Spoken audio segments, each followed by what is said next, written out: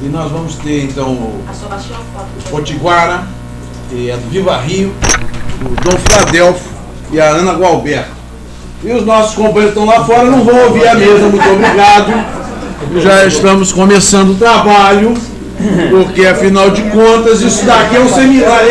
É sério esse seminário, tá, ô Daniel? Tá? Olha o teu bispo que vai falar agora.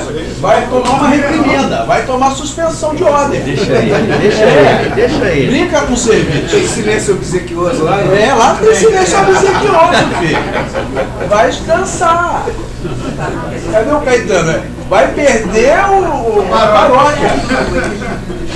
O Dom Filadelfo já não está muito feliz contigo, tu já vai dar mole. Qual é o tema, tio? A apresentação do Potiguara será passada aqui nessa tela, nessa lousa.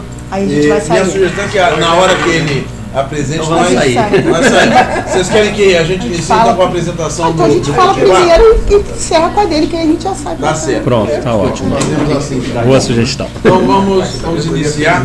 Cada um Sabedoria feminina. de vocês terá entre 10 e 10 minutos para fazer a exposição. Nós já estamos, são 4h07, nossa previsão de encerramento é 5 horas. O café já foi tomado, não tem mais nada para tomar depois, entendeu? É tchau e bênção. Então, teremos só uma rápida avaliação ao final do seminário, para ouvir de cada um e cada uma as opiniões sobre esse dia de encontro que a gente teve. A gente agradece já de antemão a todos e todas que puderam vir cooperar e agradecemos também especialmente aos que puderam participar das mesas. Então, sem mais delongas, vamos iniciar com o Dom Filadelfo.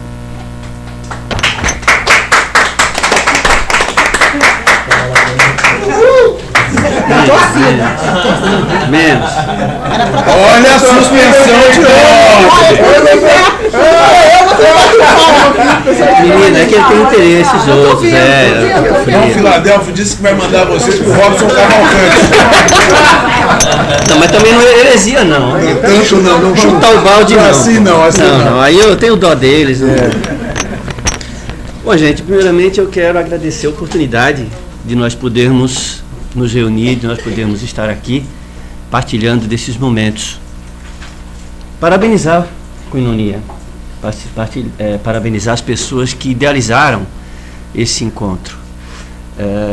Não são muitas vezes que nós nos deparamos com situações como essa, onde nós podemos abertamente externar o que a gente sente com relação ao que está acontecendo à nossa volta. Confesso que quando eu ia entrando aqui, desculpem pelo atraso, mas hoje era um dia muito importante e ou eu permanecia no período da manhã com a minha família ou então a coisa ia se complicar. Então, aniversário. Afinal de contas, né, não é todo dia que a gente colhe uma abóbora na horta da existência. Mas quando eu entrava aqui, eu vi Padre Geraldo conversando contigo, né? Não, contigo, com a Tira ali. E eu senti o grau de insatisfação com, digamos assim, a situação atual de uma maneira geral, né? O pouco que se evolui. Eu confesso que quando nós fomos informados de que haveria esse encontro, eu comecei a pensar em um misto de alegria e um misto de tristeza se colocou no meu coração, e particularmente aqui esses dois sentimentos cresceram mais ainda. Sentimento de tristeza por ver quanto nós estamos distantes ainda de uma situação que poderia ser a situação ideal, e é a situação ideal, mas eu não digo nem a situação ideal, eu digo o que se aproxima de uma situação ideal. A gente vê o distanciamento que ainda existe, né, das diversas instituições religiosas, dos organismos sociais, em prol de um bem comum, o bem da sociedade. Isso nos entristece bastante. Mas, no mesmo momento, a alegria vem, por quê?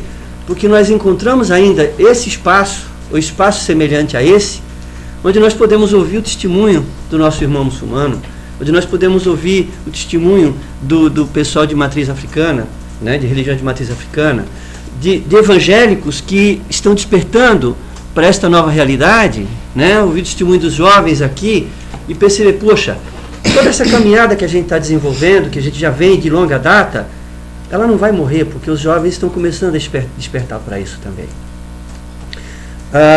Fala um pouquinho do que a Igreja Anglicana, como a Igreja Anglicana vê essas questões, né? A Igreja Anglicana, a Igreja Episcopal Anglicana do Brasil, ela não é uma igreja muito grande no Brasil.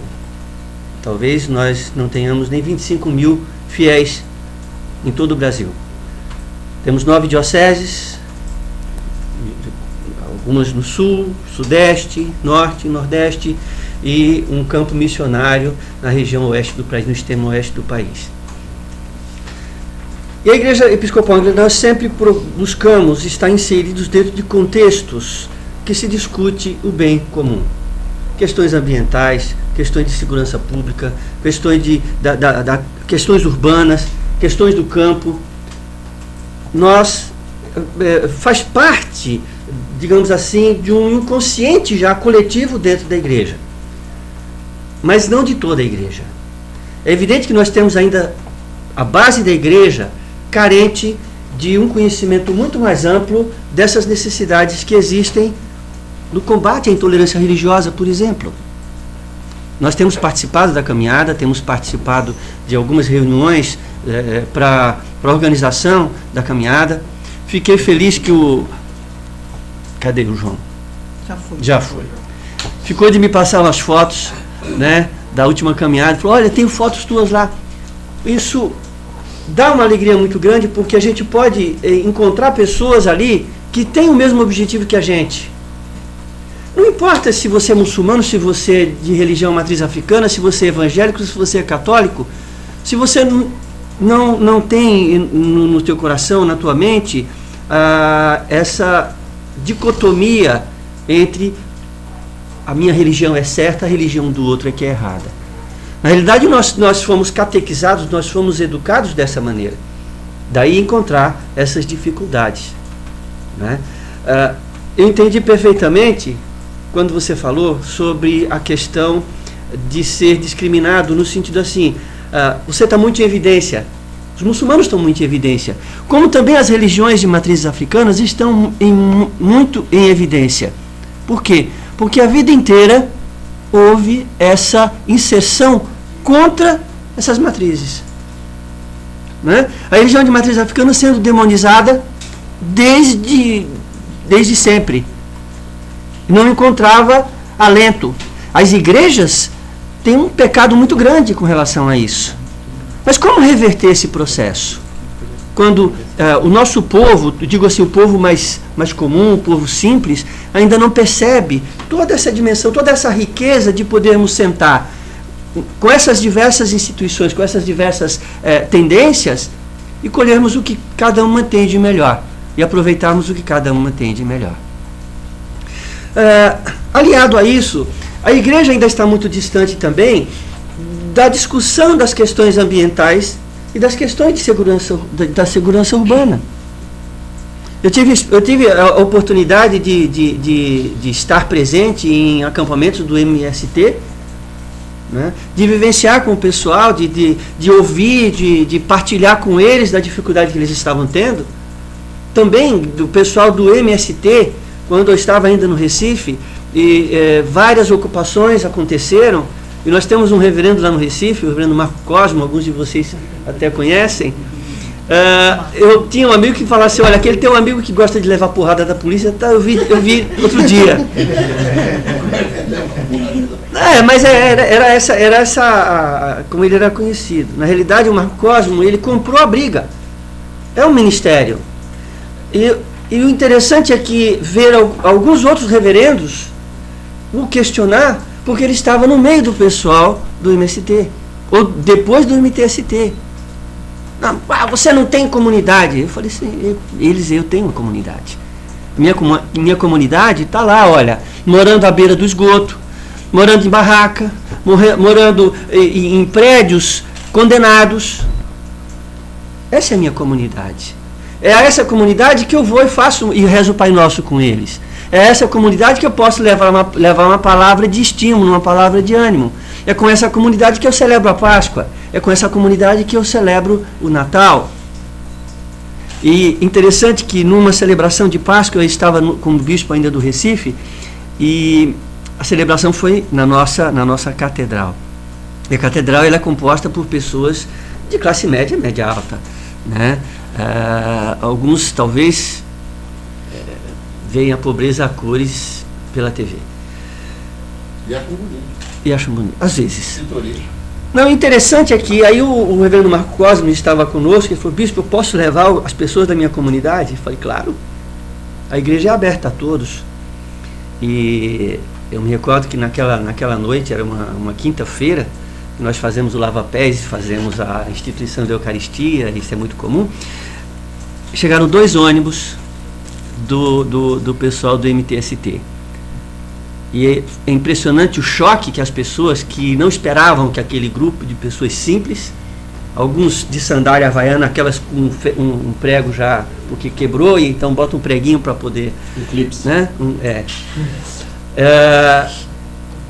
Mas limpinhos, eram pobres, mas eram limpinhos, então isso é importante saber. E se agregaram conosco, né? E na hora do lava-pés, aí que foi interessante, porque você percebia assim a dificuldade que algumas pessoas ali tinham de se aproximar daquele povo que era aquele povo mais simples. A gente vê um negócio desse, causa repulsa, causa revolta. Aí nós vemos a distância que existe do cumprimento do ensinamento do Cristo. No caso, falando especificamente do cristianismo, né? Ou de tantos outros filósofos e líderes religiosos que viveram e deixaram o seu exemplo, seja Buda, seja Maomé, seja Gandhi, seja quem for, né? A gente vê o quanto está distante ainda de uma situação, eu não diria nem ideal, mas admissível. Eu quero dizer para vocês que a minha origem é uma origem muito pobre. Eu sou nordestino, pode não parecer, mas eu sou nordestino, mas me criei na periferia de São Paulo, e me causa estranheza e me dói muito quando eu percebo qualquer tipo de discriminação. Porque a minha infância, eu cresci na periferia de São Paulo, então foi uma infância muito pobre. E meus irmãos eram negros. E eu brigava junto com eles e por eles. E a gente teve muitas vezes, da gente entrar em atrito mesmo, e as vias de fato, por quê?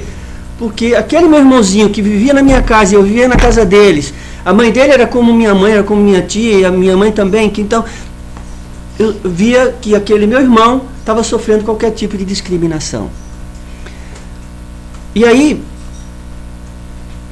quase 50 anos depois, agora no carnaval, eu estava aqui, próximo ao passeio público, fui ver meu filho tocar naquele bloco Kizumba, ele é percussionista, e o bloco passou, eu fiquei por ali, e de repente eu vi os mendigos brigando na rua, porque um tinha pego as latas que o outro tinha, e aquela confusão toda, e o que estava se sentindo prejudicado tentou que os policiais que estavam próximos intervissem, né, que houvesse uma intervenção ali e tal, para pelo menos ele não sair no prejuízo. É claro que ele se excedeu, né? Você não pode esperar uma pessoa que vive na rua, nas condições em que eles vivem, chegar para o senhor policial: olha, data vênia, por favor, eu gostaria que o senhor intermediasse esse contencioso. Não, olha, os caras estavam xingando, não sei o quê. E era o pessoal da polícia, da guarda municipal. Aí passou uma viatura da rádio patrulha, e ele agrediu, ele bateu na rádio patrulha e tal, não sei o que, xingou os policiais, e sai os 2 policiais. E eu, lamentavelmente, eu não esperava que eu fosse enfrentar um negócio desse, mas nessa oportunidade é bom, às vezes, a gente tá a caráter, né? Eu estava de bermuda, chinelo, tênis, camiseta, e os policiais, olha, o rapaz era pequenininho, e os policiais fortes, né? Jogaram o cara no chão e começaram a dar pontapé. E eu questionei. Quem é o senhor por estar me questionando isso aí? Eu falei, olha, eu sou um cidadão. Aquela... O que eu estou falando? Aquela coisa da carteirada está tão institucionalizada que às vezes vale a pena você andar com alguma coisa e falar assim, ó, tá aqui, ó, sou amigo do teu comandante, e aí? Mas aí eu falei, olha, sou apenas um cidadão. Não, porque o senhor é advogado dele. Ele falou, não sou advogado de ninguém, amigo. Mas você é policial e você não tem a autoridade para agredir uma pessoa como essa. Você viu o que ele fez? Eu falei, eu vi. O senhor quer ser enquadrado também? Dessa maneira. Foi aí que eu vi o crachá dos dois e eu chamei os dois policiais pelo nome. E é interessante. Você identificou o cara? Opa, já mudou de figura. Eu não disse que eu era ninguém, eu não sou ninguém, eu sou um cidadão apenas. Mas aí eu chamei os dois policiais pelo nome. Porque quando eu fui, eu coloquei a mão no ombro. Por favor, amigo, o que é isso? Não sou seu amigo, pelo amor de Deus. Tira a mão de mim! Desse jeito, quer dizer, eu sou a autoridade. Quem é você? E no momento que eu chamei pelo nome, eles desconversaram e foram-se embora. Mas me ameaçaram enquadrar, levar para a delegacia. Quer dizer, aí você percebe como nós estamos distantes de uma situação, pelo menos, tolerável. E você vê alguns transeuntes que passavam, é isso mesmo, dá porrada e tal, não sei o quê. Quando você fez um comentário ali, eu comentei do lado do Daniel, porque você está de saco cheio, né? Eu posso dizer para você, eu estou de saco cheio já de determinadas coisas. Eu acho que as coisas só vão acontecer quando nós realmente percebemos que estamos de saco cheio e precisamos fazer alguma coisa. Não institucionalmente, ou não criando novas instituições, novos conselhos, novas disputas de poder. Novos líderes. Né? Eu passei 4 anos agora na diretoria nacional do CONIC. Ainda estou à frente do CONIC, CONIC Rio de Janeiro. Existem muitas limitações, esses conselhos estão muito limitados na sua ação. Porque tem que atender, tem que dar satisfações. Né? Eu gostaria até de sugerir que nós ampliássemos esse diálogo que nós iniciamos hoje, ou não sei se iniciou hoje, mas que já vem, né, pelo menos amadurecendo. E eu ofereço à igreja, para que a gente possa, para que se possa também trazer para a igreja essa discussão. Às vezes é complicado você falar para a igreja, olha, nós estamos indo lá no Coinonia, ou lá no não sei aonde, lá no auditório, não sei de onde. Minha sugestão é que a gente traga para dentro da igreja essa discussão. O ambiente da igreja, o espaço da igreja também deve ser para isso, né, para discutir, independentemente do assunto que for. O Reverendo Caetano estava falando do que acontece, por exemplo, aqui em Santa Teresa, na paróquia São Paulo Apóstolo, onde ele é o pároco hoje. A associação do bairro se reúne lá. Então, é um espaço aberto à comunidade. E eu entendo assim, a igreja tem que ser um espaço aberto à comunidade. A igreja tem que ser um espaço aberto para se discutir a questão da intolerância, que é inadmissível. Né? E se ela não vivenciar isso, ela não vai absorver aquilo que é necessário para a gente mudar esse paradigma que aí está. Muito obrigado.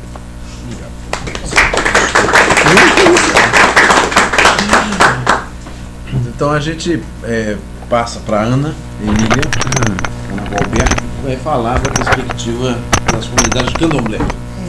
É difícil que o Atílio pega a gente assim, né? Chegando no corredor. Primeiro justificar que não era eu que estar nessa mesa, né?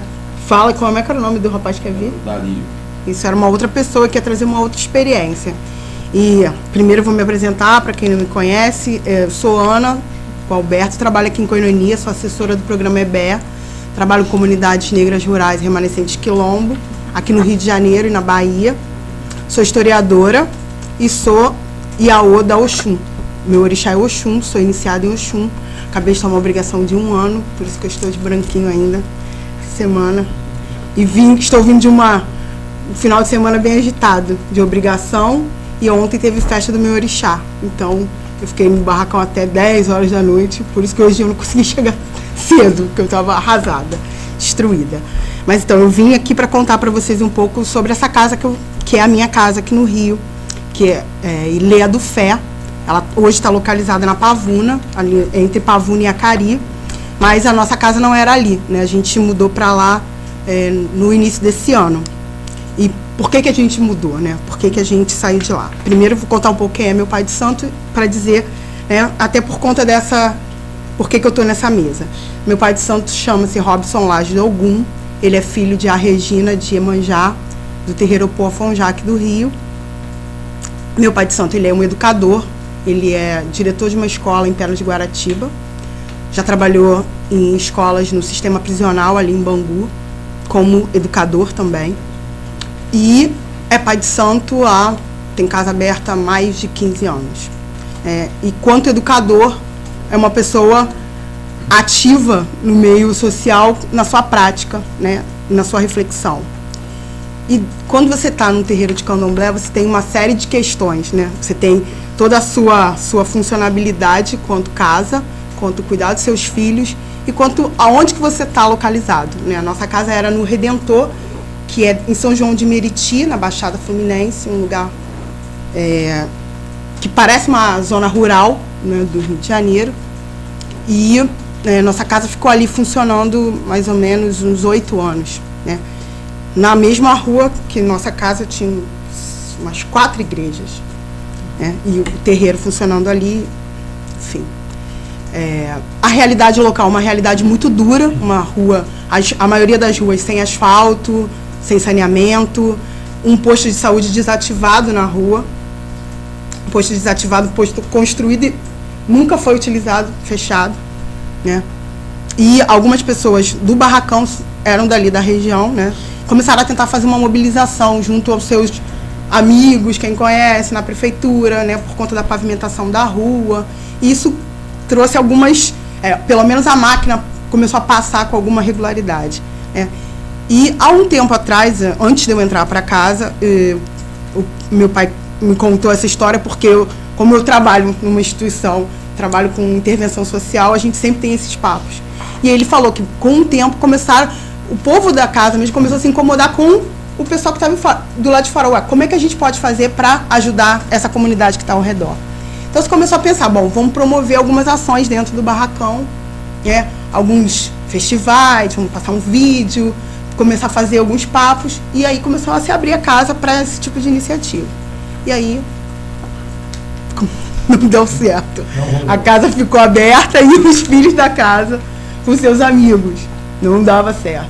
E aí quando fazia esse tipo de iniciativa, tinha sempre algum culto sem querer com aquela caixa de som virada para a porta do barracão, para você não ouvir, para você não ouvir o que você estava fazendo muito ali. Então esse tipo de ação começou a acontecer. E a dinâmica das casas de santo, ela é uma dinâmica de muita festa, né? Então, com essa ação das UPPs, os bandidos começaram a sair muito daqui e ir mais para a Baixada Fluminense. Então, na Baixada, aumentou, nos últimos 2 anos, assim, aumentou a criminalidade absurdamente. E lá foi um desses lugares.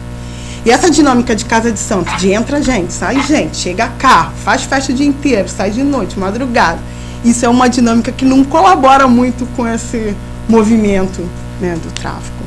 Então, a gente começou a se sentir meio que empurrado para fora.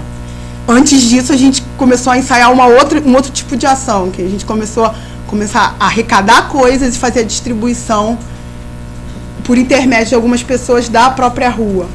E aí isso começou a funcionar. Isso aí já funcionava de uma forma mais tímida, mas já funcionava. Então, algumas pessoas já tinham a Casa de Santo como lugar que iam pegar algumas doações, tanto de cesta básica quanto de roupas e tal. Então, a gente não conseguiu que a ação colasse, até porque a gente foi descolado do nosso lugar. Porque com esse movimento do tráfico, a gente acabou tendo que sair. A gente está agora num outro barracão, onde a gente está se organizando quanto Casa de Santo novamente. E pensando, né, continua sendo na entrada de uma comunidade carente, a gente tem um espaço, a gente tem pessoas que estão ali, tem um irmão de santo meu que é ator e que faz oficinas de teatro, de poesia, um trabalho super legal. Eu faço as minhas ações aqui de koinonia, e a gente pensa em tanta coisa que a gente pode fazer, e a gente esbarra numa série de questões. A primeira questão é olhar aquele espaço como um espaço que pode ser utilizado de uma outra forma. É um espaço religioso, sim, mas é um espaço que está ali para ser utilizado pela comunidade também, desde quando a casa se abre para isso, né? Claro que isso é uma realidade que depende de cada casa. A casa tem que abrir esse espaço, tem que tentar abrir esse espaço. Mas muitas vezes não basta esse desejo. Esse desejo esbarra em toda essa questão da intolerância religiosa, que é de eu não vou entrar ali porque ali se cultua o diabo. Eu não vou entrar ali porque ali se mata gente, se mata bicho, se bebe sangue, pererê pororó, aquelas coisas todas que a gente ouve, né? Então é muito difícil você começar um trabalho dentro de uma casa de santo, né? O pessoal fala muito isso, mas você tem dificuldade no seu trabalho? Eu falo, não, no meu trabalho, quando eu estou com as comunidades quilombolas, dia de sexta-feira eu estou de branco, estou de conta, de sábado também. Mas aí é outra questão. Eu sou a Ana, assessora de koinonia. E aí é uma outra coisa. Não estou ali para discutir dogma, eu estou ali para discutir, vou encerrar, eu estou ali para me posicionar com um trabalho institucional de direitos humanos pautado numa série de outras questões. Mas mesmo assim isso traz algumas questões, né? Há um tempo, só um minutinho, tá? Só mais uma coisinha. Há um tempo atrás a gente fez uma série de vídeos curtos, né, com as comunidades quilombolas, e um deles a gente falava de religiosidade, para retratar a diversidade religiosa dentro das comunidades. Porque muita gente olha para os quilombos e fala, eu vou chegar lá, vou ver uma pequena África, né? E aí as pessoas se assustam. Quando chega lá, você vê, às vezes, uma comunidade que é totalmente... Tem uma comunidade que a gente trabalha aqui no Rio que todo mundo é assembleiano. Todo mundo é assembleiano, né? Aí tem comunidade que você chega, que tem a igreja católica, tem a igreja batista, tem a Assembleia de Deus, tem uma diversidade. E a intolerância religiosa também acontece ali naquele espaço, com relação à religião de matriz africana. Então a gente foi fazer, não era para discutir dogma, era para mostrar essa diversidade. E uma vez a gente foi lá no campinho, a gente levou o pessoal para lá para falar, apresentar o vídeo, para mostrar, não, a proposta não é discutir dogma. E aí, sem querer, querendo, esbarra na questão do dogma, e aí e muitas vezes eu me sinto muito despreparada para levar esse tipo de discussão, porque não é esse momento, mas é aquilo que eu estava falando para o João, você falar de herança africana, você falar de uma vivência e falar de religião, você vai falar de dogma e você vai começar a combater uma série de preconceitos que as pessoas têm com relação à nossa religiosidade e que as pessoas muitas vezes não estão dispostas a te ouvir, né? Prefere fechar o olho e falar assim, não, é isso aqui, a minha religião é a certa e o resto é tudo errado, né? Achei interessante quando, acho que foi o Pedro que estava falando, né? Como é difícil você estar lidando ali com o seu semelhante evangélico, mas se uma igreja olha para outra e já olha errada, quando olha para a gente, alguém falou assim, é o cão, não, eu pensei, o cão é a minha. O cão é a minha, porque ontem quando eu estava saindo do barracão, o crente começou a me jogar um monte de coisa. Falei, gente, o que eu estou fazendo para esse homem? Eu cheio de coisa, não posso nem reagir, mas não vou reagir, porque isso não era essa postura que eu teria nesse momento, né? Por conta da que eu estava fazendo, mas são muitas questões. Falar de intolerância, né, para a gente que é do santo também é difícil, porque quando você se posiciona, você tem que estar disposto e você tem que estar com um embasamento para poder levar uma série de discussões. E muito profundas, que tem a ver com racismo, que tem a ver com a construção do Brasil do jeito que tem a ver com essa hipocrisia de uma mestiçagem, sabe? Tem a ver com uma série de coisas. E é muito complicado, mas eu acho que é um desafio que vale a pena e que a gente está disposto a isso. Vou acabar porque o Atílio já está me matando com esse olho. Me chama para falar e me fica me podando. Agora a gente vai chegar para cá. A gente vai dar então a oportunidade para o Potiguara apresentar. O Potiguara vai apresentar o Datashow. As imagens que trouxe. O Francisco Potiguara é do Viva Rio e vai agora nos ajudar essa conversa sobre a questão da insegurança urbana e das lutas socioambientais a partir de agora. Muito obrigado. Acho que é bom. Né? Bom, primeiro eu queria agradecer ao Jorge Atílio pela koinonia, pelo convite. É um prazer imenso estar compartilhando com vocês neste encontro.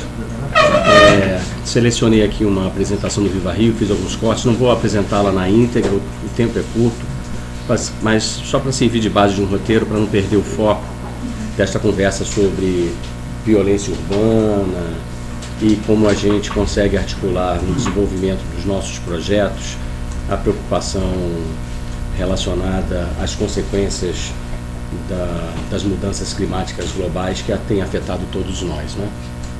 Bom, primeiro eu diria que o guarda-chuva com que nós trabalhamos a questão da segurança chama-se redução da violência armada, não é? E debaixo desse guarda-chuva nós desenvolvemos uma série de projetos. Partimos do princípio de reconhecermos de que o Brasil é um país extremamente violento, um país que convive com 500 mil homicídios a cada 20 anos, que tem um sistema prisional que todos nós lemos sobre eles, mas não temos a real noção do que acontece por detrás dessas grades, que convivemos com tortura diariamente, né? Principalmente dos negros, mais pobres e das mulheres, com a imensa taxa de analfabetismo que a gente tem, e com um sistema educacional para os mais pobres perverso, porque não ensina e não prepara para a vida.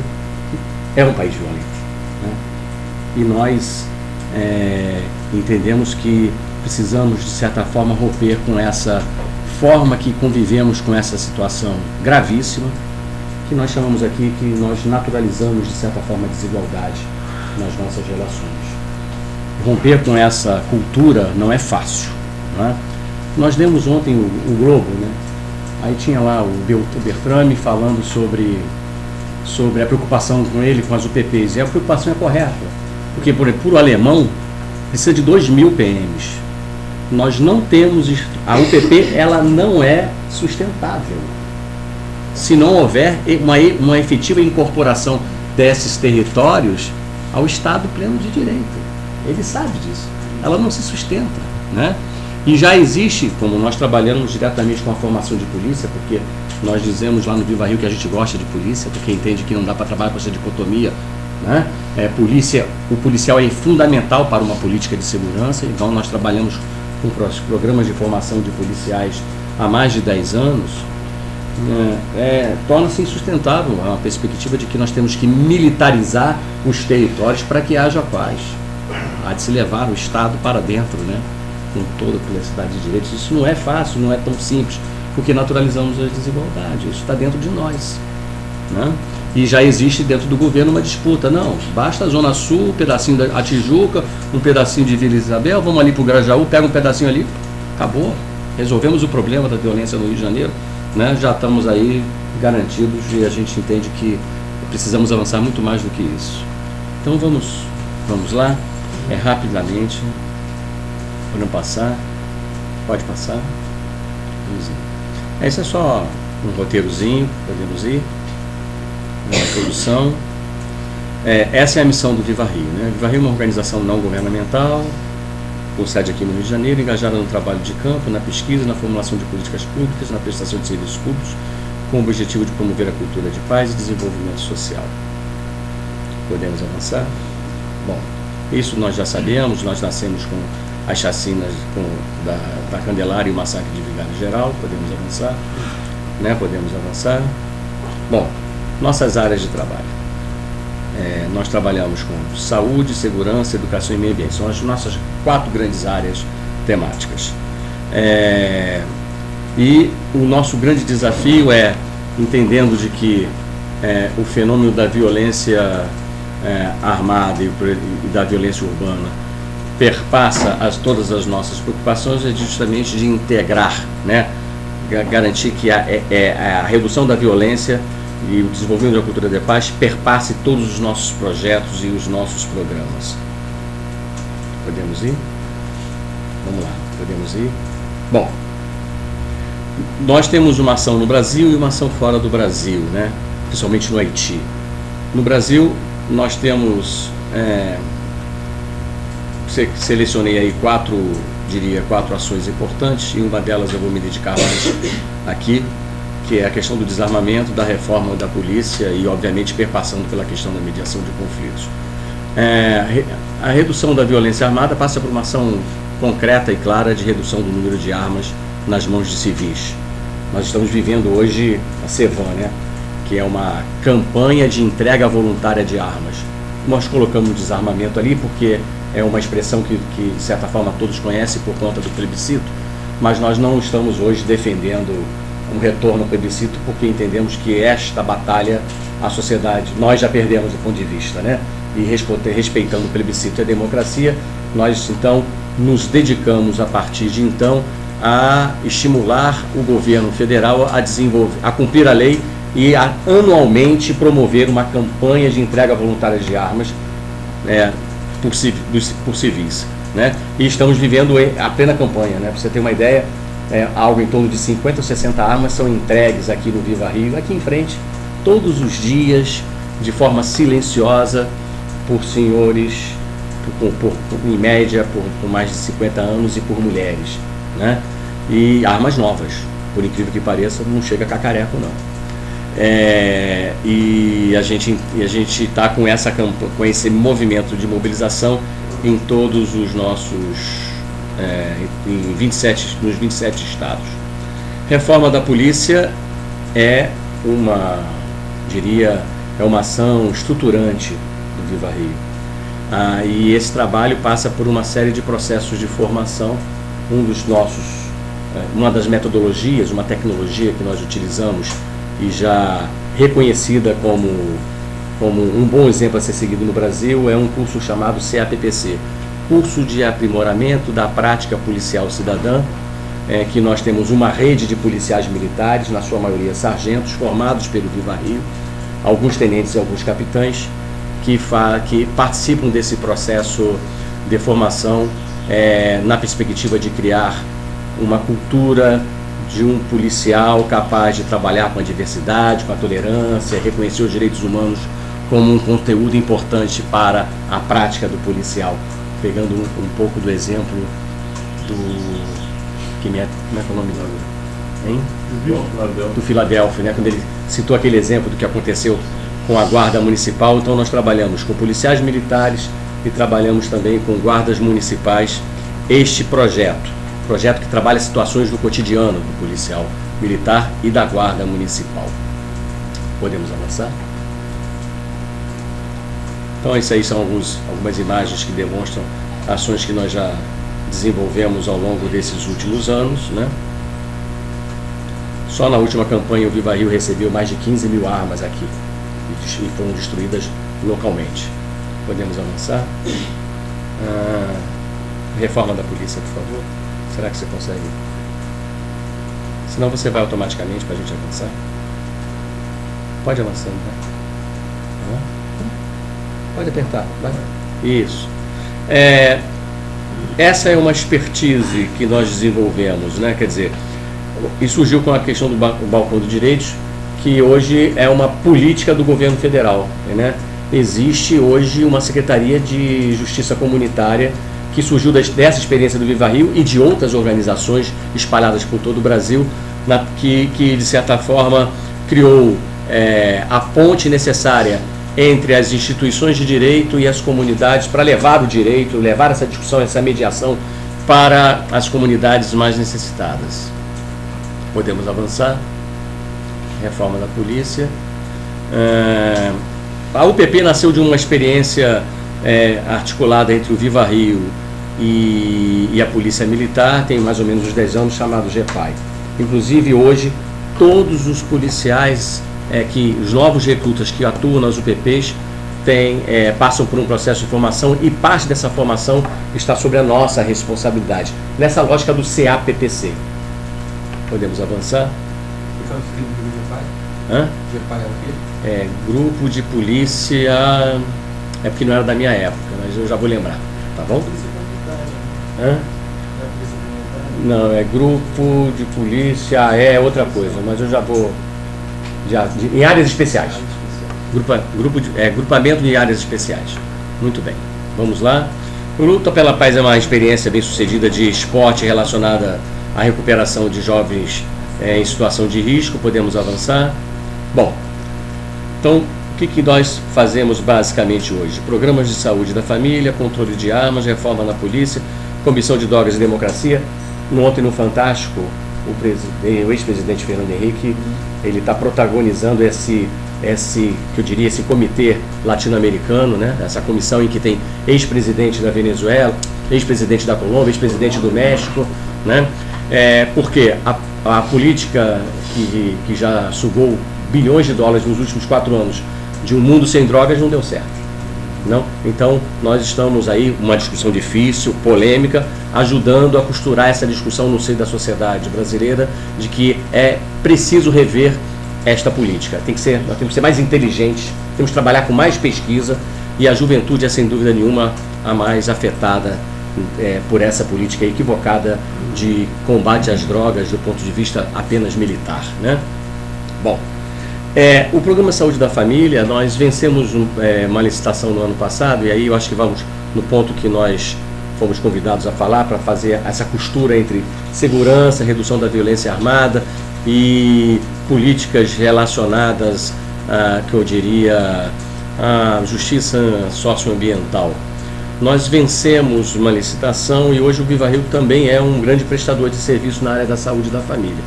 Nós estamos gerenciando, operacionalizando a gestão da saúde da família em 3 grandes territórios do município do Rio de Janeiro. Zona Sul, Chapéu Mangueira, Cantagalo, Rocinha, Santa Marta, Pavãozinho, Vidigal, Canoas, etc. Na Zona Norte nós temos uma área que é onde está Maré, Complexo do Alemão, Complexo da Penha. Nós estamos também ali na Madureira, Portos e Quitanda, etc. Quer dizer, nas áreas mais conflagradas do Rio de Janeiro, onde existem milícias, onde existem ainda áreas dominadas pelo narcotráfico, ou das UPPs, nós estamos administrando esse programa de estratégia da saúde da família. E nós vencemos esse processo licitatório apresentando um programa inovador, a partir de um conceito de segurança defendido pelas Nações Unidas, em que articula saúde com segurança, com educação, com cultura de paz, que é onde nós tínhamos capital, que eu diria, acumulado para disputar esse processo. Então, nós, a partir da experiência que temos com segurança, estamos fazendo essa gestão nesse modelo que o município do Rio de Janeiro adotou de trabalhar com organizações sociais, né? Pegando uma reflexão aqui do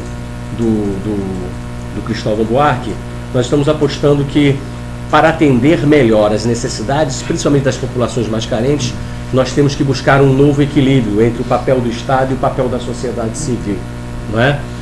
Nem tanto o privado, nem tanto o estatal, mas um equilíbrio que permita vários agentes sociais, sob um forte controle do Estado, né, atuar em áreas que seriam responsabilidades constitucionais do Estado para melhor atender as necessidades das comunidades mais pobres. Nessa perspectiva, nesses trabalhos que nós temos aqui, eu vou falar aqui, por exemplo, o Viva Favela 2.0 é um programa de formação de correspondentes comunitários que, por exemplo, aqui na primeira apresentação que eu vi, na primeira mesa da tarde, usaram alguns dos palestrantes aqui, dos expositores, usou a expressão comunidade carente. Nós não trabalhamos com a comunidade carente, esse conceito. Esse conceito traz como remédio as políticas assistencialistas num viés muito conservador. As nossas comunidades são ricas em experiências, mas com grandes problemas estruturais. O Viva Favela 1.0 é um programa de comunicação digital que forma correspondentes comunitários nas favelas do Rio de Janeiro, onde você, a partir da realidade local e com essa interação conosco, você começa a transmitir e a mostrar ou a demonstrar o que há de produtivo nas nossas comunidades. E nós vamos começando a perceber como são ricas em experiências, em luta, em tradição, né? E daí por diante. Eu já estou aqui concluindo, tá, Tílio? Eu já sei que já está na hora. E aí eu queria que você avançar, porque é nesse projeto do Viva Favela número 2, Favela 2.0, que nós estamos ensaiando. Podemos avançar? Essas são as áreas onde nós estamos, só para vocês terem ideia o tamanho do problema lá da saúde. Vai avançando que você vai chegar lá, aqui. Esse programa nós levamos para dentro da formação dos policiais e levamos para dentro do Saúde da Família. Nós estamos transformando os nossos agentes comunitários da saúde em correspondentes comunitários, utilizando celular, telefone, computador, o que for, uma câmera digital simples, né? E para que eles sejam agentes. E há um forte conteúdo de saúde ambiental nesses nossos processos. Nós entendemos que a saúde ambiental diria, uma área do conhecimento e informação, ela já está consolidada nas universidades, já existe um programa federal para isso.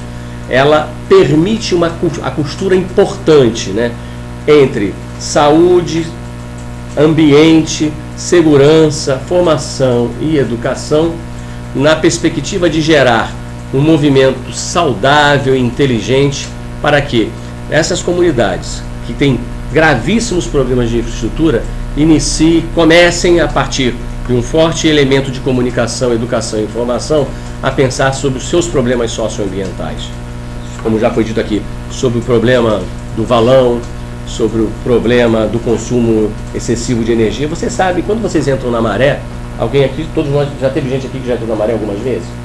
Na Maré não existe um ar-condicionado desligado, porque lá ninguém paga luz, não é? Não existe uma noção de responsabilidade socioambiental nas nossas comunidades ditas carentes, né? Porque não são carentes nesse sentido, né? Não há não há fortes programas de coleta seletiva de lixo.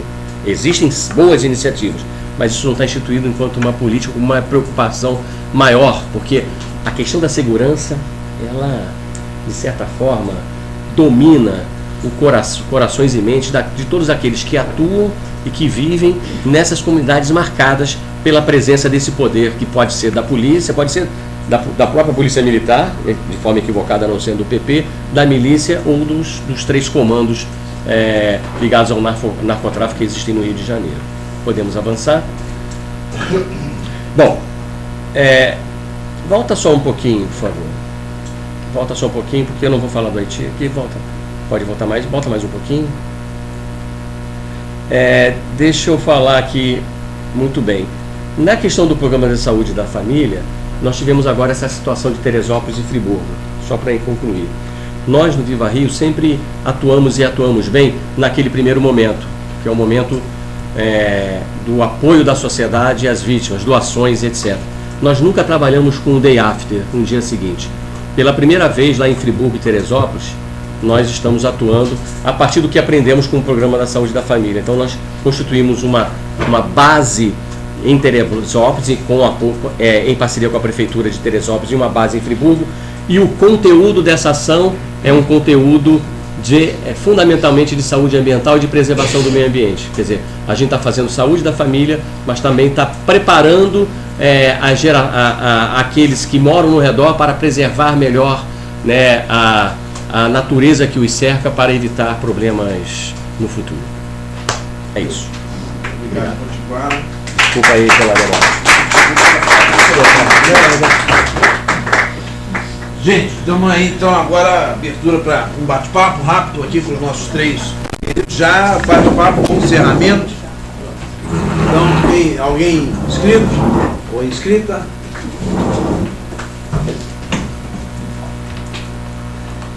O cansaço se abateu aí pela análise. Só fazer um comentário. Comentário, por favor. Começo daquilo que todo mundo já sabe. É rápido. É rápido. As religiões de matriz africana, como gostava de dizer meu amigo Cunha, as religiões afras, né? Elas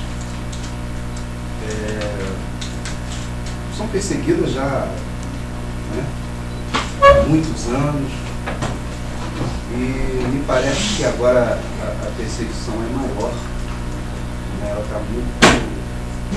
Eu não me lembro de uns 15 a 20 a 30 anos atrás, não me lembro da coisa ser tão assim, fragrante, né? Pelo menos Você era criancinha nessa época, há 20 anos atrás eu era criancinha, então...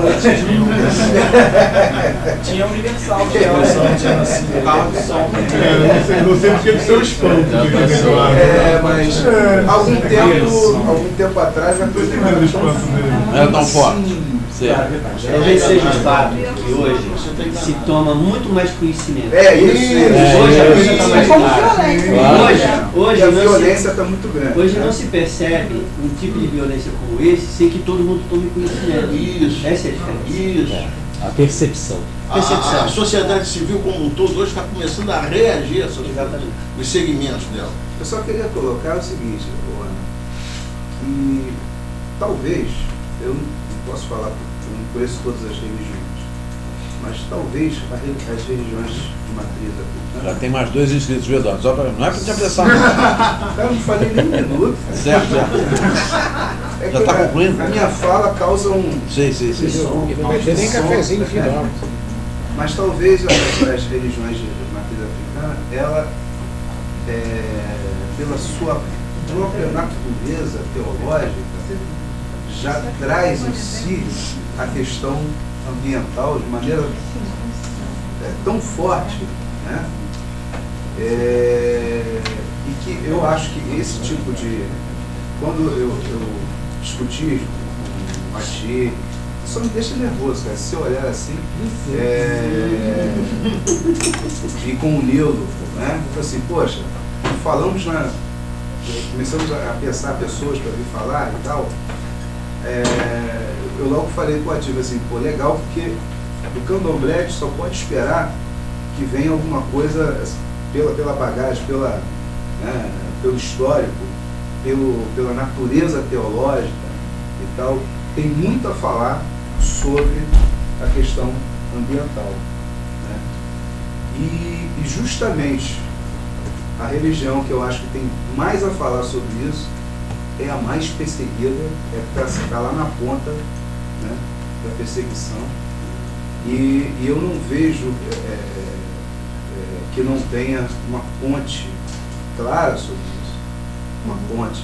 Olha, o candomblé vai resistir quando tiver uma árvore verde, né?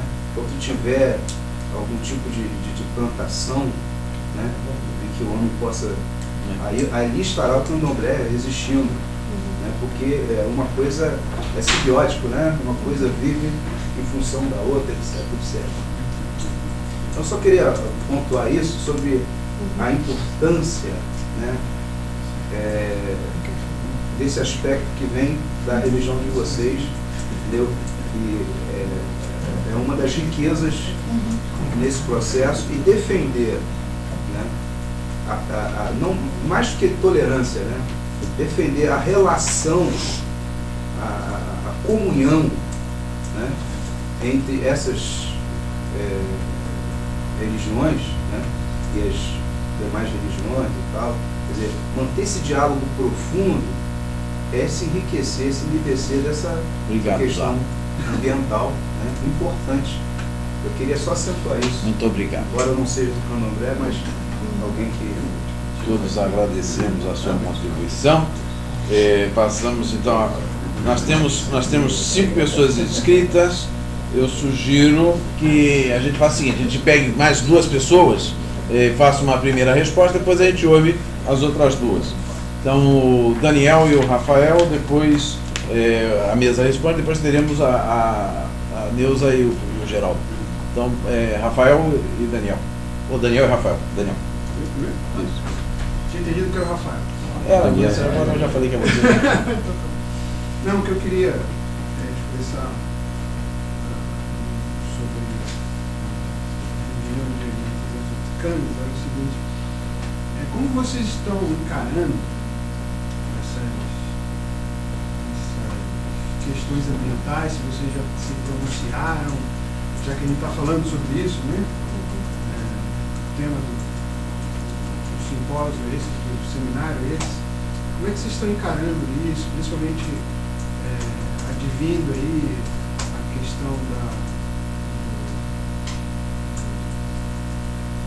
da discussão da Código Florestal? Código Florestal, isso.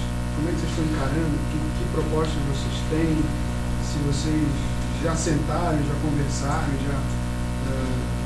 porque até agora eu não vi assim, na mídia, na mídia tanto televisiva como escrita, e nem na mídia pela internet, né, mundial de computador. Eu queria saber de você, o que vocês estão trabalhando. Obrigado, Daniel. Rafael. Vou fazer, na verdade, um comentário, uma questão. Uma era sobre o tema da intolerância religiosa, depois de vários anos, infelizmente, um dos maiores processos de educação popular bem sucedidos na história do país, que é a educação intolerante. A demonização, nós somos os mais eficientes, porque o intolerante não é só o pastor, é o membro da igreja. Quem agride, quem invade, quem quebra, quem toma iniciativa, são já as pessoas comuns. E há uma certa consciência reforçada presente na nossa, já antes presente na nossa cultura, que não foi inventado, foi só reforçado. Então esse processo que é bastante duro. E agora também em alguns lugares, como aqui, já houve bastante fortemente, e em outros metrópoles, a consórcio da violência expulsando terreiros de candomblé, de comunidades, árvores brasileiros de comunidade, porque essa consciência ultrapassa a pregação oficial ou eclesiástica, ela está presente até no próprio líder territorial da violência. Mas eu queria colocar um outro ponto, e aí encerro em menos de um minuto, que eu acho que hoje nós seguimos aqui várias experiências de tamanho e visibilidades diferentes, todas muito importantes por causa da força do compromisso que a gente tem, né? Tanto pessoal, quanto espiritual, quanto comunitário. E eu acho que a gente tem um desafio bastante importante, que pode ser um desafio que nos ajude a tocar isso para frente e aumentar a nossa intercomunicação e visibilidade pública. Um pouco da fala do Raida, não exatamente, um pouco da fala de outras pessoas, que é ver, por exemplo, o que poderia fazer em torno da Rio Mais 20. Ano que vem, tema direitos ambientais implicam quase todas essas questões que nós estamos tratando. Estar bem no nosso ambiente, estar com um ambiente bom, não é só pensar na mudança climática de forma etérea, de forma muito concreta, como nós tratamos aqui, e não é só pensar no meio ambiente de forma do relacionamento com as folhas e com a natureza vegetal, mas também de como ter bem na cidade, com a água, com uma cultura de paz. Então tem várias coisas que a gente pode a gente pode trazer para uma pauta, que pode não ser a pauta governamental, mas é a nossa pauta dos povos, uma presença significativa. Eu convidaria a gente a olhar para isso como um desafio positivo, como estarmos conjuntamente expressando essa nossa diversidade na realidade. Obrigado, Rafa. Então a gente passa para os comentários dos nossos companheiros. Eu pedi para a Ana e para o Flávio apresentar só conta da gravação. Tá tão bom aqui. Desculpa, mas só para facilitar a captação aqui. Bom, vou começar falando dessa questão ambiental, primeiro destacando algumas... Já deixa ser chato, 2 minutos para cada um. Já começa. Primeiro falando o seguinte, sobre a autonomia de cada casa, né? Nas religiões de matriz africana, a minha casa é uma casa de candomblé, né? E aqui no Rio, em São Paulo, a gente tem muita umbanda também. E a gente não tem estatutos, né, formas, como cada casa vai agir, né?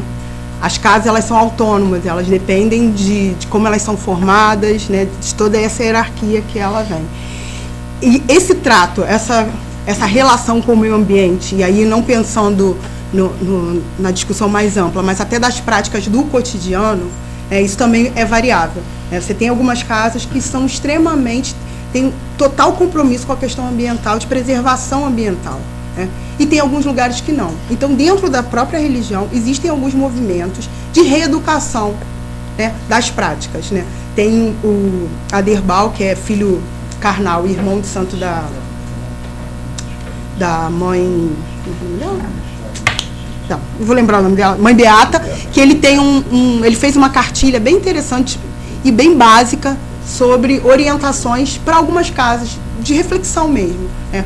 A minha casa, por exemplo, eu posso dizer da minha prática, né? Isso é um compromisso do meu pai de santo. O meu pai de santo tem esse compromisso e ele passa isso para todos os filhos dele. Agora, essa reflexão mais apurada, eu não tenho acompanhado isso. Por quê? Mesmo tendo confederações, algumas outras organizações, né, intra-candomblé e umbanda, todas essas discussões estão muito pautadas ainda com questão da intolerância, né?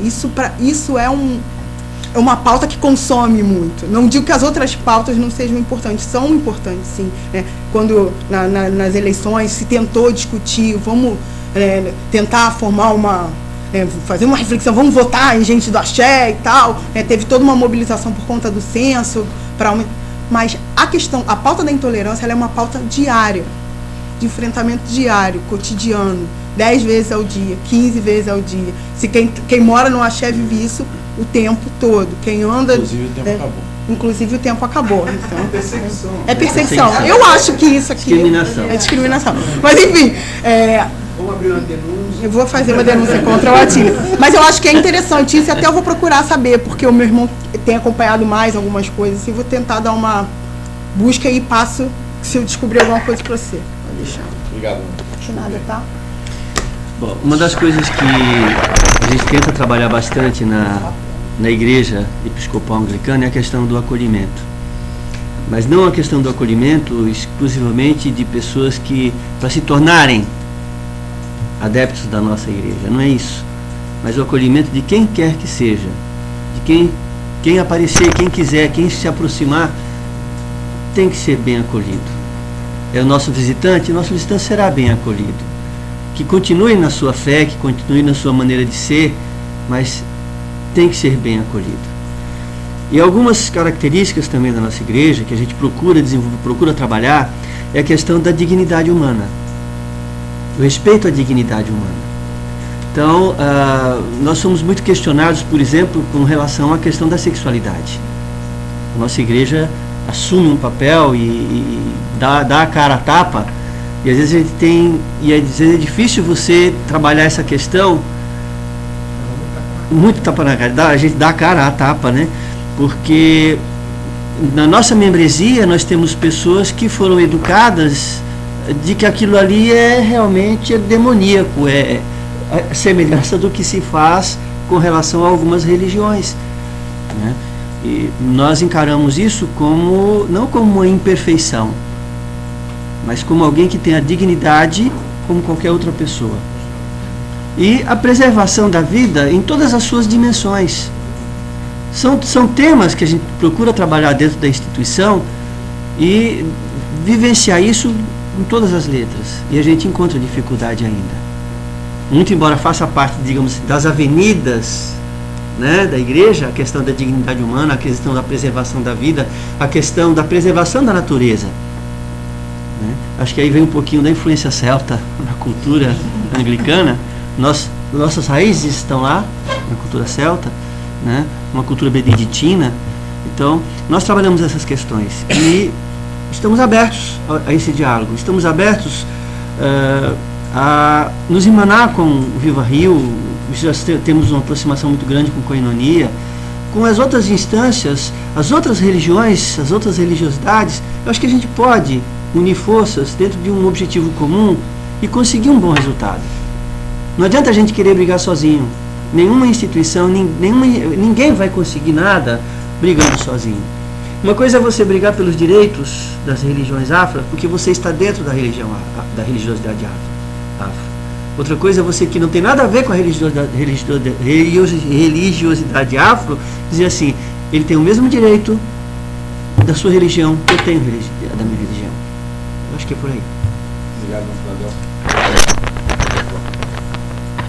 Eu queria, sobre essa questão da Rio, né, eu acho que avançar a partir deste encontro para criar um grupo que possa estar refletindo como é que a gente qualifica a reflexão e a participação a partir deste encontro, construir uma proposta que permita que as reflexões a partir daqui, gerem um amadurecimento, que permita uma participação qualificada neste encontro, envolvendo os jovens, né?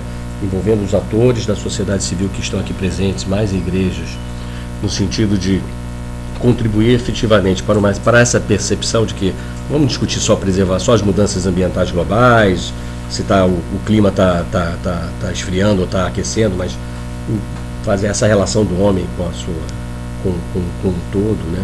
Eu acho que seria legal. Acho que a gente poderia, por exemplo, pela Viva Rio, eu diria que toparia com o maior prazer de pensar uma participação mais coletiva e menos individualizada neste processo que está aí à frente. E a gente tem aí um período para planejar e organizar essa participação que possa, de certa forma, representar bem o Rio de Janeiro, a sua região metropolitana, como Nova Iguaçu, nós aqui do centro, né? Fazendo essa articulação com esses temas que foram debatidos aqui, né? Violência urbana, religião e daí por diante. Obrigado, Chico. Passamos para o Padre Geraldo e a pastora Neuza. Mais alguém quer tomar a palavra ainda também? Após a possibilidade para mais alguma inscrição. Padre Geraldo, por favor. Eu queria, como branco, como padre, como católico, como padre, eu queria pedir perdão a você pela nossa intolerância. E queria dizer que a intolerância quem gerou nessa terra foi a Igreja Católica. Na hora em que trazendo os negros para cá, os obrigava a se batizar. Né? Então, por que eu estou falando isso? Eu estou falando isso porque eu, dentro da Igreja Católica, me afirmo como um grupo que defende o seguinte, que foi defendido no encontro de Sebes em Santa Maria, no Rio Grande do Sul. O Dom José Maria Pires, que é um bispo negro, não é? Defendeu lá e foi aceito que as pessoas negras e outras pessoas também têm o direito de frequentar ao mesmo tempo duas religiões. O pessoal do Candomblé costuma batizar na Igreja Católica e costuma fazer práticas na Igreja Católica, tá?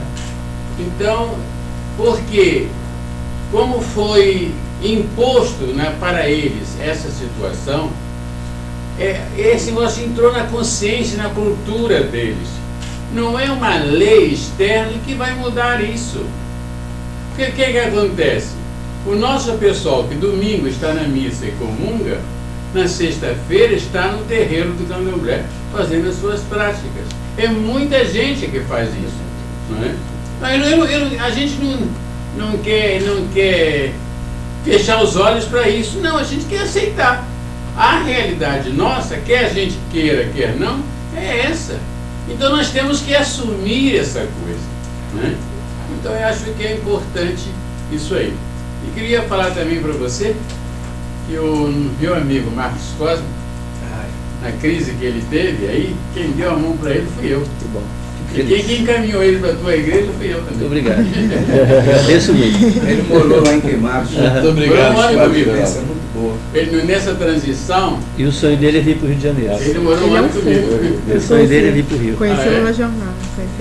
Muito obrigado, Padre Geraldo. Fica aí que eu estou disposto a ajudar. Com certeza. Pastora Neuza. Opa! A pergunta é para o representante do Viva Rio. Pois não. Com relação à capacitação dos policiais. Sim. Você teria uma porcentagem de policiais que são capacitados? Sim. Porque a violência é muito grande. Sim. Eles são extremamente violentos. Eu tenho pavor de policial militar. Sim, não sim. tenho noção de quanto. Uhum. Se tem policial militar, eu atravesso a rua, se eu tenho que pedir uma informação, eu peço ao jornaleiro, porque eles não sabem lidar com o cidadão, não sabem lidar com o adolescente, com quem quer que seja, na base do chute, da porrada, enfim, eu não sei qual é essa formação que se dá ao policial. E agora você falando em capacitação, a gente aplica um pouco mais, né? Se sentindo um pouco mais leve. Teria esse número porcentagem, você tem uma ideia? Vou tentar a esperança. Eu vou tentar responder. Iniciamos então com o Potiguara, depois passamos. O Rio de Janeiro deve ter Só para algo. somar Pois não. Dela, eu Pois não. lembro em 2007 na caravana Comunidade Segura, falou do Pronas, Sim, na sim. época, em dias de implementação, e aí a questão do salário, do piso salarial do policial, que isso tinha sido proposto um aumento bacana e substituído por uma bolsa auxílio. Isso, uma bolsa formação bancada pelo governo federal. Mas era uma coisa que suava, pegava muito mal, né? E aí, como é que isso está, essa questão também do salário do policial? Então, deixa eu tentar aqui responder. O Rio de Janeiro tem mais de 40 mil policiais militares. Desses 40 mil policiais militares, com recursos do Pronas de 2009, com esta metodologia da formação, aprimoramento, curso de aprimoramento da prática policial cidadã, nós formamos 5 mil policiais militares, novos recrutas, né, da nova geração, que está aí entrando para participar das UPPs, etc. Isso esbarra com uma forte cultura da própria polícia militar, né? Existe ainda uma boa cepa de comandantes, que eu diria que ainda é a grande maioria, tá certo? Que tem uma visão diferente do que nós pregamos como uma boa conduta, uma conduta séria e adequada ao policial militar neste século XXI, né? Mas veja que há hoje uma sensibilidade grande por setores consideráveis da Polícia Militar, por incrível que pareça, principalmente do BOP, porque a questão da corrupção no aparelho estatal é tão forte, principalmente na Polícia Militar, é tão forte, de que os ditos, vou chamar sem visão ingênua, mas o setor onde tinha que formou-se na luta contra a corrupção dentro da PM, que é o BOP, marcado por uma formação muito dura de violência, bandido e tal, mas o comando de corrupção é o que hoje se destaca. Todos os principais comandantes do Estado-Maior são oriundos do BOP, porque tem pelo menos uma postura ética, né, na construção de uma polícia militar melhor para os desafios que se colocam neste século que vivemos, né? Agora, do ponto de vista da percepção da ação, da formação, etc., mesmo dentro mesmo com esses policiais militares, você tem uma luta diária no sentido de convencimento para esta ação. Então, veja bem, diria que neste universo de mais de 40 mil militares, e obviamente o nosso curso não tem essa capacidade de modificar a alma das pessoas, mas nós estamos contribuindo para a constituição que eu diria, de uma cultura da ação policial militar mais próxima do cidadão, mais respeitosa, mais tolerante, capaz de tratar a diferença religiosa, a diferença de classe, a diferença principalmente de opção sexual, numa perspectiva do respeito, né, dos direitos da pessoa.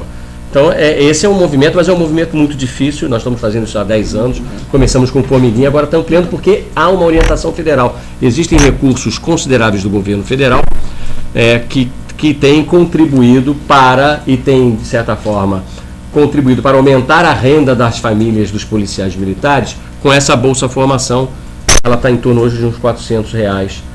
Basta que estes policiais participem de processos de formação que o Viva Rio oferece e outras instituições oferecem. Existe uma rede nacional de formação de polícias, tá certo?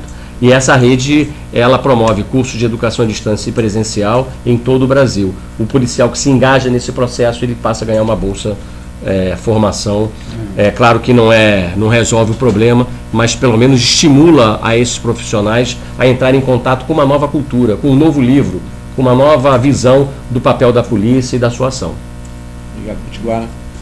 Passamos para a Ana e para o Flávio, também já considerando essas palavras finais.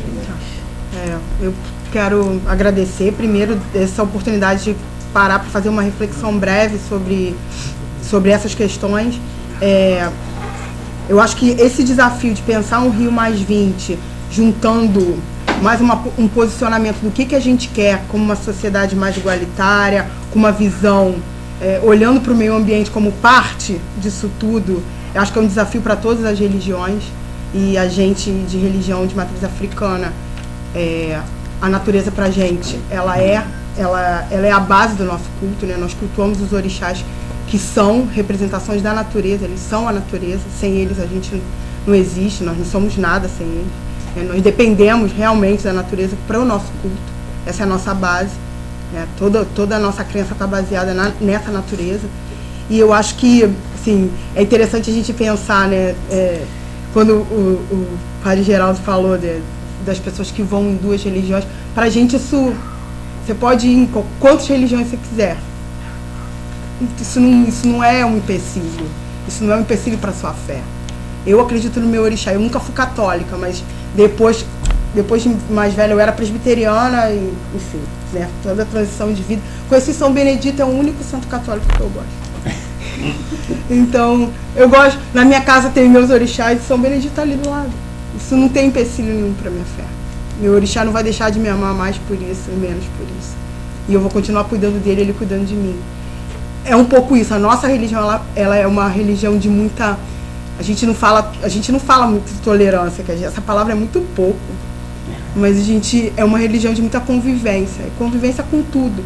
Por que na nossa religião tem tantos homossexuais? As pessoas olham e falam assim, nossa, você olha para um terreiro de candomblé, tem um monte de gay. Muito. Porque as pessoas são o que elas são. É isso mesmo. As pessoas são o que elas são. E o orixá não vai amar menos ou amar mais por conta disso. Claro que caráter, né? Claro que justiça, você tem que pensar no mundo que você quer para você. Agora, sexualidade, o que ela diz de cada um? Ela prega caráter de alguém? Se eu sou negro, se eu sou branco, se eu sou índio. Isso diz quem eu sou? Todos os negros são bons, todos os brancos são ruins, né? Tem pessoas boas em todos os lugares, tem charlatões em todas as religiosidades. Todas, não existe um que a gente vai dizer que não tem. Né? Na nossa religião também tem muito. Só que as pessoas fazem evidência disso. Né? E aí isso também prejudica a imagem da nossa religião. Agora, o convite que eu faço, conheça um pouco, porque é tão lindo. É tão lindo. Vamos falar sobre isso. Fala. Não. Ele é muito desagradável. É só para não faltar. Fazer a denúncia. De uma parte, eu fui no dia de Xugira, lá em São Leopoldo, no Rio Grande do Sul, na terra do meu amigo, e não tinha um negro, o pai de santo, o resto tudo branco. E São Leopoldo é a terra dos alemães lá. Então, é isso. A religiosidade, a espiritualidade está em todo mundo, né? E assim, o convite que eu deixo é que a gente tem que conhecer a religião do outro pra gente até dizer se gosta ou se não gosta. Obrigado, Ana. Obrigado, Daniel. Calma. Eu não posso acabar, não? Só 2 minutos, não. Então, o meu convite é esse. E quem quiser conhecer a minha casa aqui no Rio, eu passo os contatos, pegue comigo depois, quando tiver a próxima festa, eu convido a todos. Ah, pensei que era na sua casa mesmo. Não, na minha casa de santo. Tem 2 casas. Bom, só para constar, o Rio Grande do Sul é onde existe mais a concentração de terreiros do Brasil. O pessoal chama de terreiros brancos. Né? Os batuques são terreiros. Talvez a gente utilize alguns termos como tolerância, né? E talvez a gente precisasse usar mais o termo inclusividade. Né? Ser inclusivo nessa diversidade que nós vivenciamos no dia a dia. A religiosidade, não existe uma religião que pregue o mal. Não existe essa história de que porque a cor diz respeito se o cara é bom ou ruim. Se o indivíduo é homossexual, atribui-se a ele a perversidade, o pecado. Eu acho que isso precisa ser mudado na mente das pessoas. Né? Você falou um negócio muito interessante, que é a questão da presença dos homossexuais nos terreiros. Eu dou graças a Deus, porque na minha igreja todos os homossexuais são muito bem-vindos. E a gente às vezes tem que tomar cuidado com quando diz isso para pessoas da própria igreja. né, para pessoas da própria igreja. Ser homossexual não é ser pervertido. É uma orientação, não é uma opção. Ele não optou ser. Pelo menos é o que a gente tem aprendido. E eu fui educado justamente no oposto. Eu fui educado justamente, e talvez a maioria de nós, se não todos nós, fomos educados de que o homossexual ele é aquele cara pervertido. E não tem nada a ver uma coisa com a outra. Pessoas boas nós vamos encontrar em todos os lugares. E eu acho que nós precisamos aproveitar essas pessoas boas, todas essas pessoas boas que estão aqui hoje, e a gente estar juntos nesse novo movimento, nesse novo momento existencial, caminharmos, construir alguma coisa decente, alguma coisa melhor. Né? Acho que nós temos isso nas mãos. Depende só de nós tocarmos em frente. E a minha igreja está fechada com vocês nessa caminhada. Está aberta para a gente? Fechada com. Ah, tá bom. Fechada para. Sim. Uma coisinha rápida. Lá na minha paróquia, meu padre lá fez um folhetinho aqui sobre a campanha da fraternidade. Meu compromisso para limitar os consumos inúteis e diminuir o aquecimento global. Eu achei muito interessante. Eu quis tentar xerocar para dar para todo mundo, e aí não deu. Mas um dia deixo com você, se você puder depois. Você pode mandar. A gente já fica, mas se você mandar por via digital, ou a gente escaneia e. Escaneia, manda pra gente. Escaneia e manda pra gente. Não, folheto. Obrigado, Padilão. Gente, muito obrigado. Nós vamos encerrar, isso acaba, entende? Tem um momento que a coisa acaba. Então a gente agradece a mesa, os nossos 3 companheiros. Desculpe a falta de educação, de ficar cortando o tempo inteiro. Dia 4, só para lembrar algumas coisas, dia 4 agora, nós temos da terra ferida brota um clamor de justiça, né? Então tem esse dia de formação lá no Centro de Formação do Moquetá, de 9 horas às 17 horas, lá no Centro de Formação do Moquetá. Os que tiverem condições e puderem participar, ou que quiserem indicar participantes. Outra coisa, a gente deveria fazer uma pequena avaliação, mas eu imagino que nessa altura já deve estar todo mundo meio apressado. A gente deveria fazer uma foto. O Daniel sugere que a gente faça uma foto do encontro, ainda que a gente não faça uma avaliação, que a gente tenha pelo menos uma foto coletiva. A cara valia. Muito agradecer. Organização, palestrantes.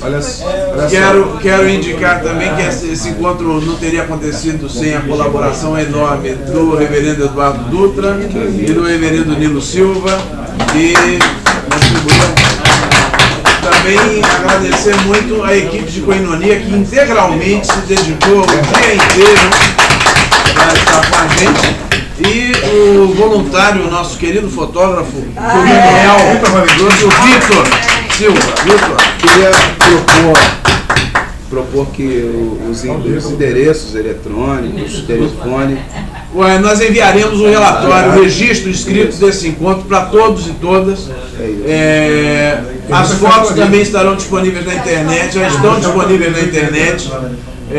O encontro terá também no site de Koinonia registro dele, e nós vamos transformar as mesas a gente não vai transformar em nada, mas as falas que as pessoas fizeram durante as mesas serão transformadas numa revista de presença. Então a gente já solicita encarecidamente a todos que participaram disso que nos enviem as anotações por escrito, de forma que a gente possa ter esse número da revista com esse título, Direitos Ambientais, Religiões e Movimentos, totalmente contemplado a partir das falas dos participantes. Então, desejo já... Você salvou a apresentação do PowerPoint? Então, vamos tirar a foto? Vamos.